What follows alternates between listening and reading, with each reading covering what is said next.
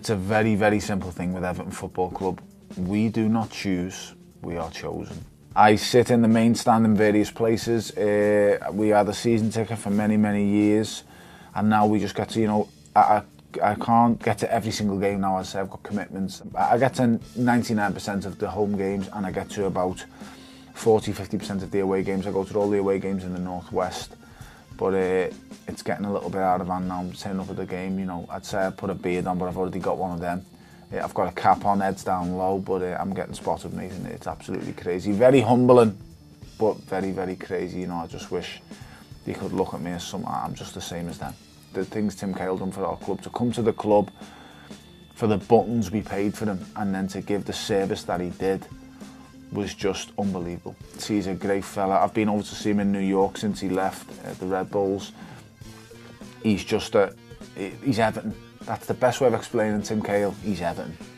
Oh, we've had some bad players, mate. Slaven Bilic, we paid a lot of money for him. At that time, we paid it for him. I think it was 5 million for a defender, and he just didn't play, and it wasn't nice. Left a bitter taste in our mouths.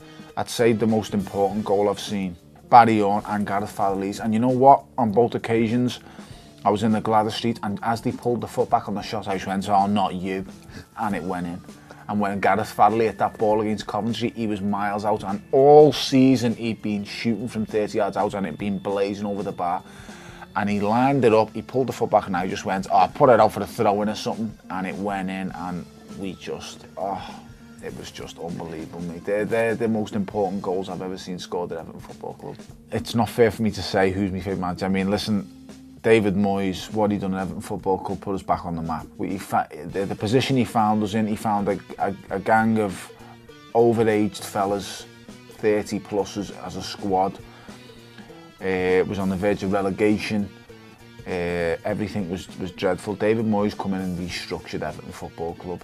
He came in, his process was, let's sort the training ground, let's get the average age of the squad down, let's defend as a proper team, let's behave as a proper club. Because I'll be honest, when Mike Walker left, he left us in a sham. And you know, it just wasn't a good time to be an Everton fan. And I've been through all the things as an Everton fan. The only thing I'm missing now is I want trophies to start coming in. I'd love us to get into Europe again. You know, Europa League this year is going to hit our squad hard because, you know, we haven't got the deepest squad.